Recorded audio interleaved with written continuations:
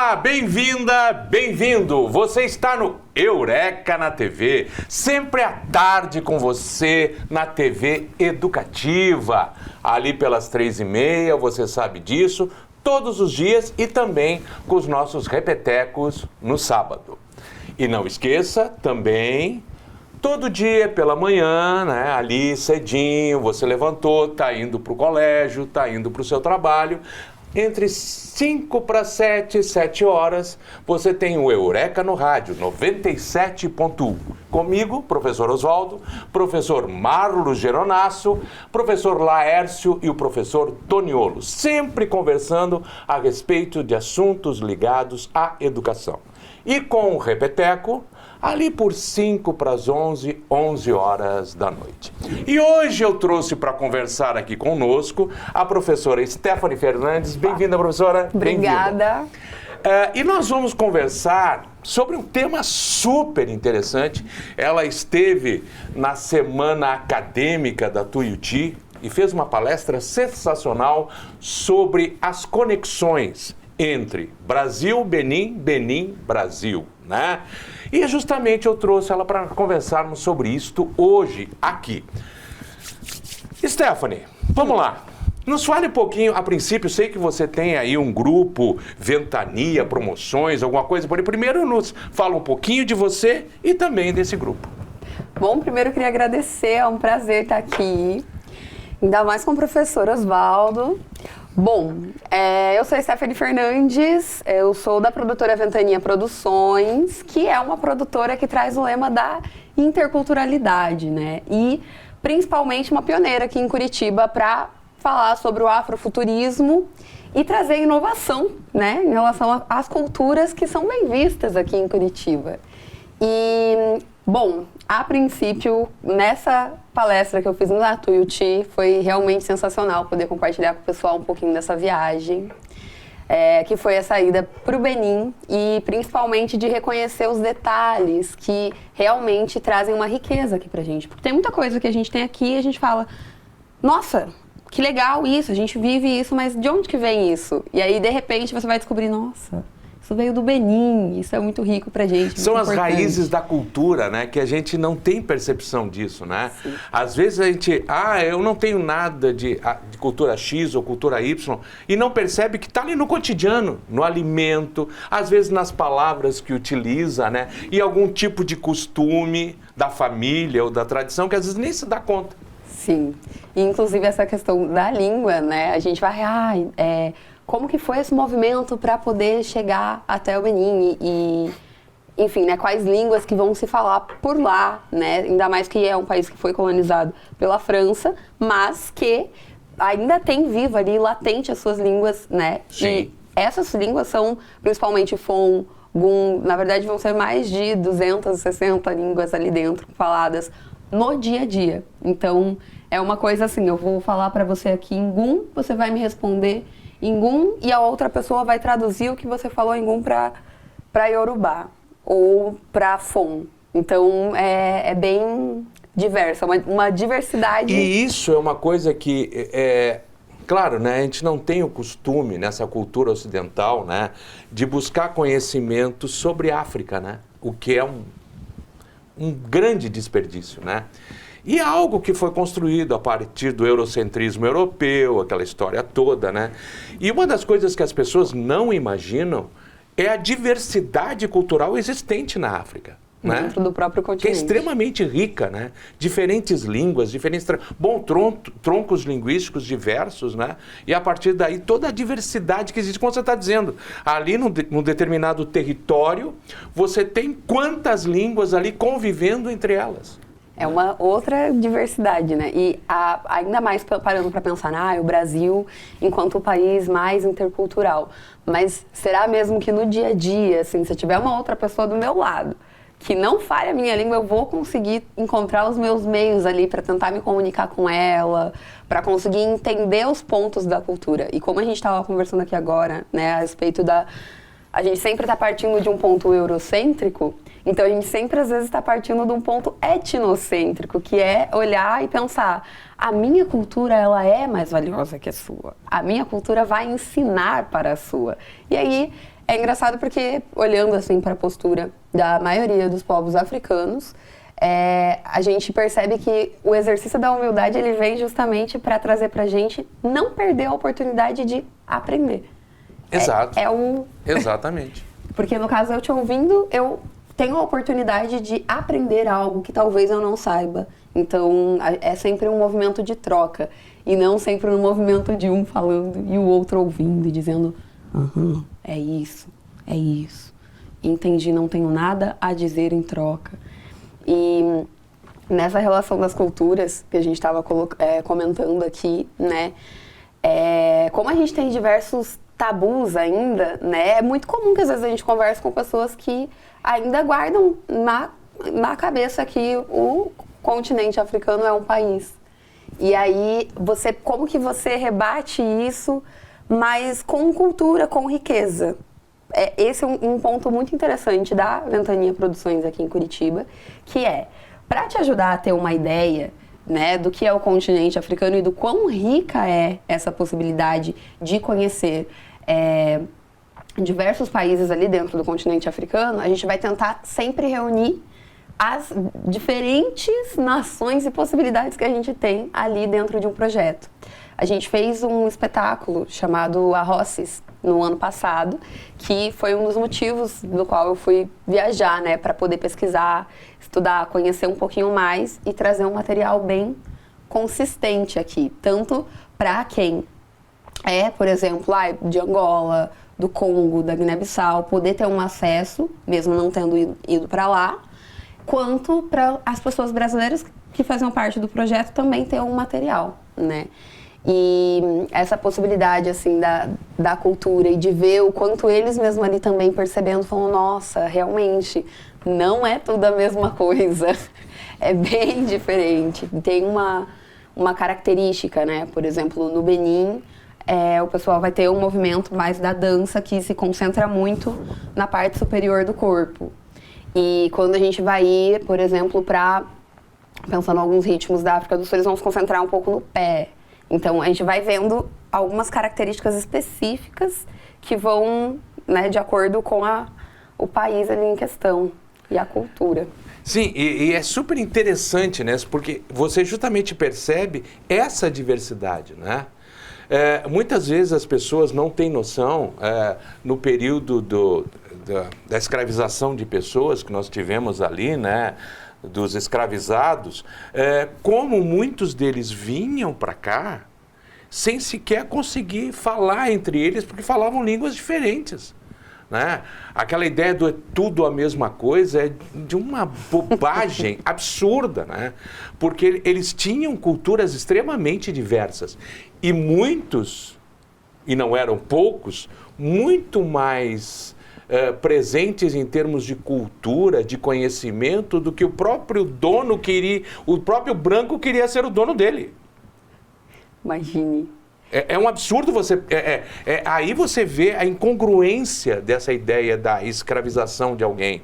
Né? Porque muitos eram, por exemplo, de cultura islamizada, né? Que tinham conhecimento, leitura, um vasto conhecimento, muito mais erudito que qualquer branco ignorante que estava sendo o dono dele.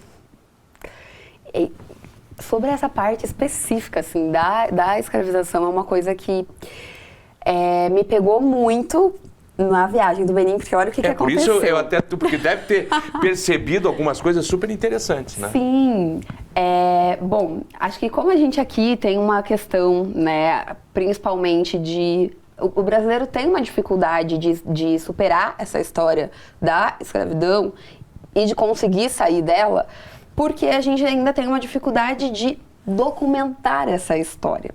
E uma das coisas que eu achei mais assim, interessantes e uma estratégia da própria, falando agora de Ruidá, né, que é uma das cidades que se construiu ali dentro do Benin, justamente pela conta, né, a partir do momento que aboliu a escravidão e eles podiam retornar, quem conseguiu sobreviver, né, a partir desse momento, quando eles retornaram, teve essa dificuldade de conseguir se enquadrar de novo dentro da da comunidade deles ali, porque como eles aprenderam uma outra cultura, aprenderam uma outra língua, estava agindo diferente, eles já não estavam mais sendo considerados africanos por si só, porque eles aprenderam uma nova cultura. E aí, dentro desse momento, foi surgindo a cidade de Uidá. E ali dentro eles têm muito bem cravada a história do como aconteceu todo o processo da escravização ali dentro, para poder sair os povos para vir para o Brasil, chegar principalmente ali em Salvador, né? E aí, a primeira coisa que meu amigo falou, né? A gente chegou no Benin, ele, você quer ir ver? Eu, não.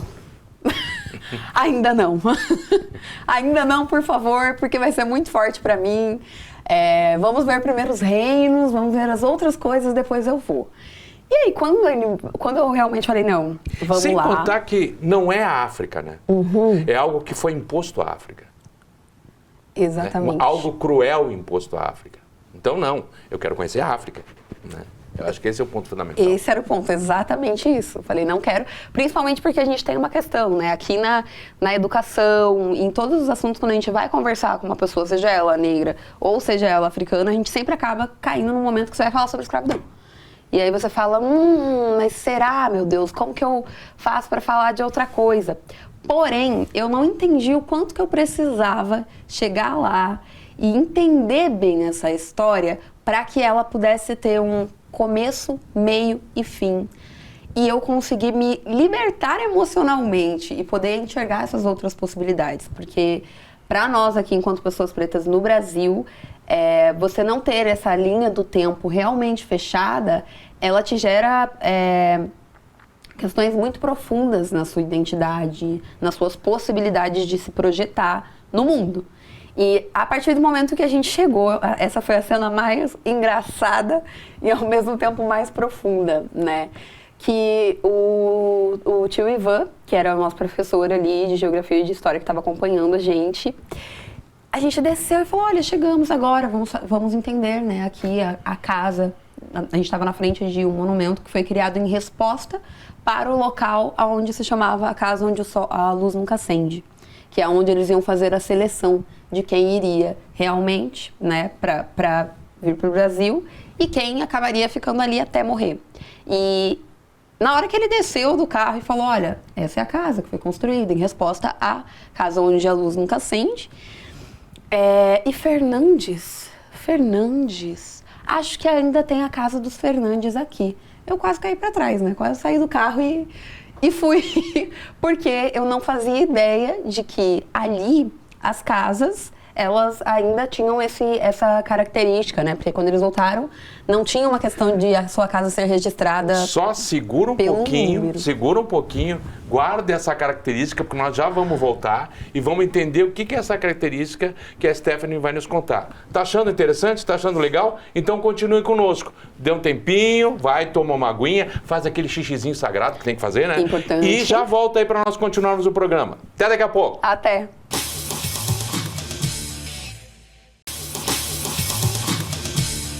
Olha aí, e voltamos rapidinho, né? Tomou a sua aguinha? Beleza, nós aqui também, para a gente seguir com esse papo delicioso com a professora Stephanie. Estamos conversando sobre Brasil-Benin, Benin-Brasil. E a viagem incrível que ela fez, né?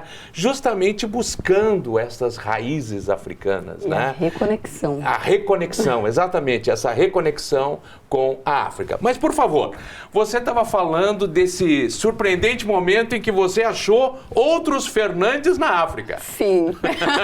Vamos lá. Inclusive, já vou aproveitar para deixar aqui, né, um livro que traz muito bem essa história, que é do Milton Guran, Os Agudás, Os Brasileiros do Benin. E eu estava falando justamente sobre esse momento em que ele me trouxe essa realidade, assim, de ter a presença ainda dos Fernandes ali. E quando eu entendi esse link da história, né, das pessoas que saíram dali com o corpo cravado, com o nome de seus senhores, que tinham até então, né, pertenciam à sua nação ali, tinham a sua etnia, sua língua, sua cultura. Tinha sua procedência, né? Tinham a sua procedência. E a partir daí, nesse momento, eu fiquei sem reação. E aí eu falei, meu Deus, eu vou deixar eles ir um pouquinho na frente, que agora eu tô recapitulando aqui, porque o meu avô nunca conheceu a mãe.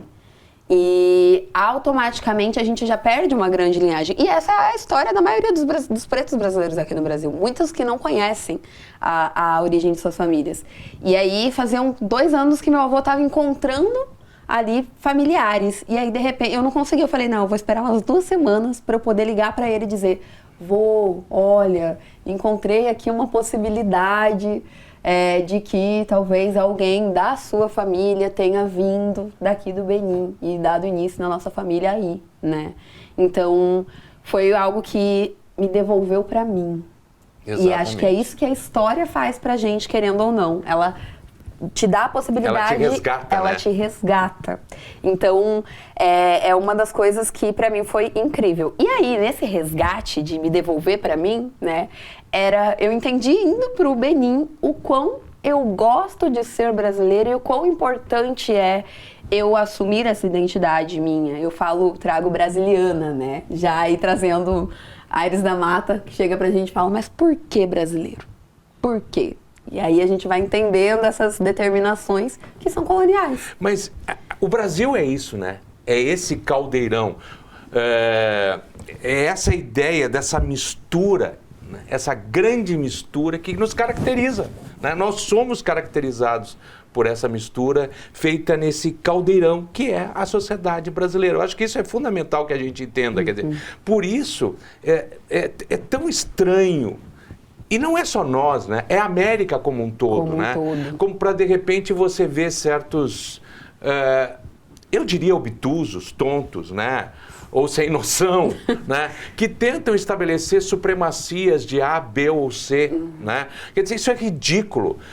Num lugar tão misturado, né? Darcy Ribeiro foi ótimo ao falar desse caldeirão, né? Desse grande caldeirão, aonde você sabe tudo que você colocou ali, você sabe, né? Você que sabe quais temperos. Agora, a grande questão é, separa.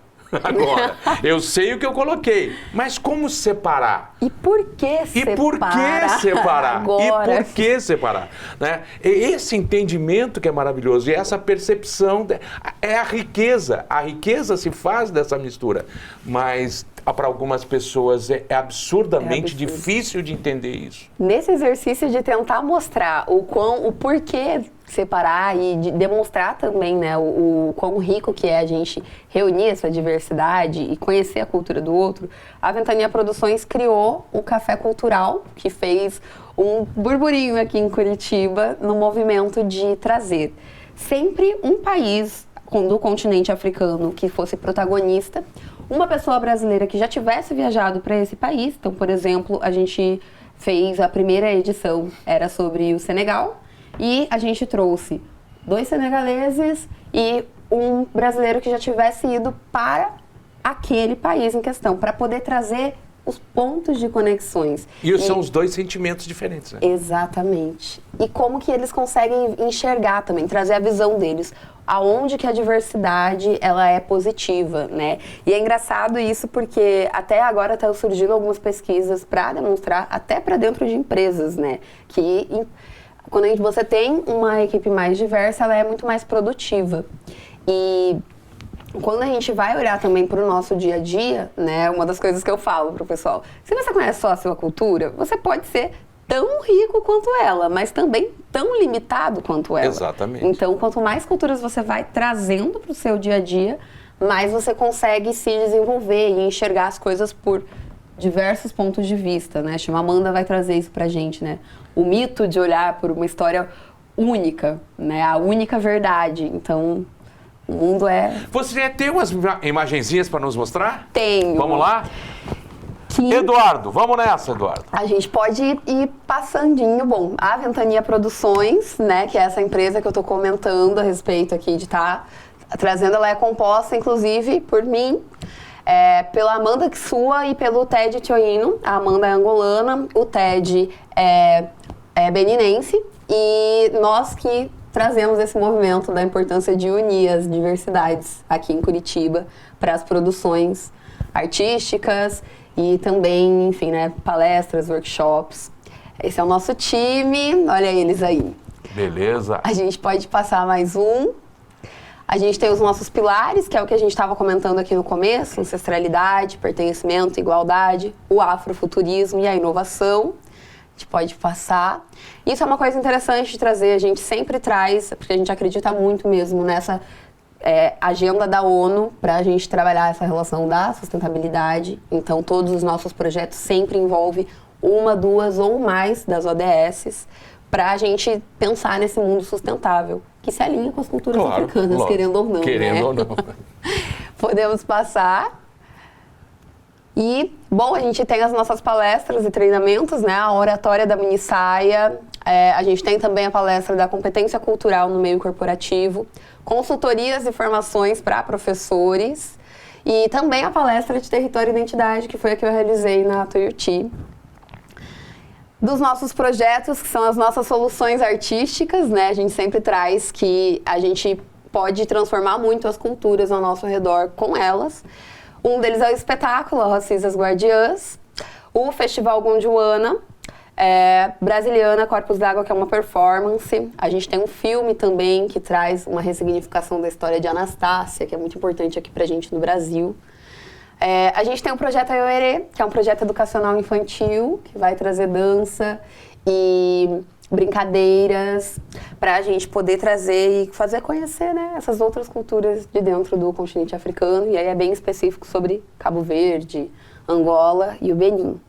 As oficinas Aioluá e o Festival Tassi. Essas são as nossas soluções artísticas. Eu quero mostrar uma foto. Isso. Essa é, no caso, uma das fotos de uma performance chamada Corpos d'Água que a gente tem, né? Que eu trago ali o corpo é chão da gente, justamente para a gente se apoderar das nossas histórias, das nossas misturas. E eu faço esse link justamente com a Emerenciana, acho que a gente pode passar. A Emerenciana, ela tá logo ali atrás, nessa foto, aqui na Praça Generoso Marques, né? Que é justamente fazendo uma ligação entre a Emerenciana com as mulheres do Benin. E essa relação, né, dessa lata d'água na cabeça, o como é visto aqui e o como é visto lá. Como é entendido, né? Completamente diferente. E é uma das formas que me traz de falar sobre pertencimento, que é o que essa viagem oficializou. Mas assim. Traz um pouquinho para o nosso público. Sim. A diferença tá no quê? A diferença, eu vou te dizer que a diferença está principalmente em conseguir fazer diversas culturas acontecerem no mesmo local sem que uma fira a existência da outra. Ou seja, para mim aqui, o que a gente vive dentro do Brasil, essa dificuldade de coexistir, ela foi muito forte assim junto comigo. Então, quando eu chego no Benin e eu vejo que uma pessoa que é muçulmana, quer dizer, beninense, né? Mas no caso, ela é católica, ela vai pro Vodum, ela também tem ali a relação dela de jejum das religiões islâmicas. E tudo isso é uma pessoa e elas compreendem para que cada coisa atinge. E ela não vai ser nem morta, nem julgada por fazer parte de diversas por utilizar para si diversas religiões. Né? E não seria um sincretismo. Mas eu acho que é o que eu ia dizer agora, não é bem isso, né? Porque o sincretismo é meio que... É uma interculturalidade, exatamente. Porque cada um está dentro do seu espaço, mas eles convivem, não tem uma questão assim de para o meu existir, o seu precisa morrer ou precisa sair. Eles convivem. E isso, para mim, foi uma das coisas que... Bum! Explodiu. Digamos assim, né? Boa parte dos nossos telespectadores são alunos de pré-vestibular, por exemplo, professores de maneira geral e também, né, as pessoas que gostam de cultura e de maneira, né, esses assuntos. Mas principalmente professores e alunos. E aí eu queria ressaltar uma coisa. Eu acho que é a ideia maior da ideia de multiculturalismo, não é? Uhum. Multiculturalismo. Literalmente é essa palavra. E é uma das coisas que eu acho que a gente precisa muito olhar para o Benin. E, na verdade, para o continente africano, né, no geral, mas eu vou falar do Benin porque foi a minha experiência, né, de estar lá. Esse exercício, né, de quando essa multiculturalidade se apresenta, o que você faz com ela. Porque nós não estamos acostumados com isso. Exatamente. Nós não estamos acostumados com isso. Né? Por mais que a gente leve o título. E por mais que conheça até o conceito de multiculturalismo, não é nosso isso. Não é nosso. A gente não é educado dessa forma. Lamentavelmente não é nosso. Você tem que fazer opções. Né? Você sempre tem que fazer uma opção.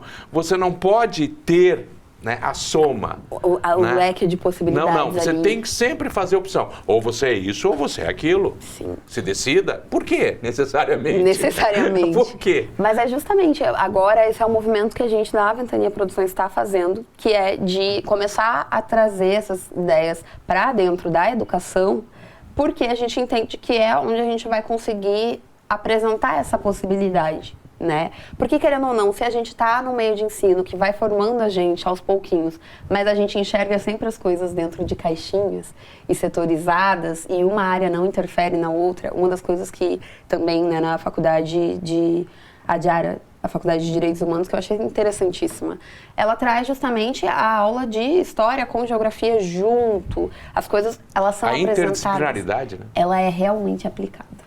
E isso é uma das coisas que eu falo, ok.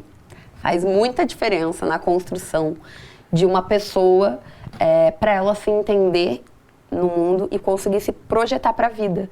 Porque é aí que bate. É aí que, para mim, essa viagem trouxe, né? Uma das coisas que eu ia comentar, inclusive, acho que esse a gente poderia trazer a imagem.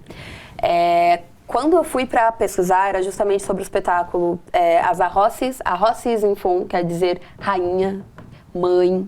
E era justamente para falar sobre o exército de mulheres que existiu na história do Benin, dentro do reino de Dahomey. E lá, quando você chega, né, eu que admiradora da Emerenciana Cardoso Neves, que tá aí presente, né, pra gente. Só que eu vou te segurar. Porque nós vamos ter que parar, estamos ali no tempo, mas não se preocupe. Nós vamos voltar, vamos seguir com esse papo num próximo programa, nos aguarde, porque eu sei que tem coisas até super interessantes para falar sobre as escolas e o funcionamento das escolas. Que tem coisa bem interessante para você conhecer e ver como a própria educação pode ser vista de maneira diferente também e o próprio espaço escolar. Continuamos no próximo programa, hein? A Stephanie vai estar comigo aqui para o próximo programa. Até! Tchau, tchau!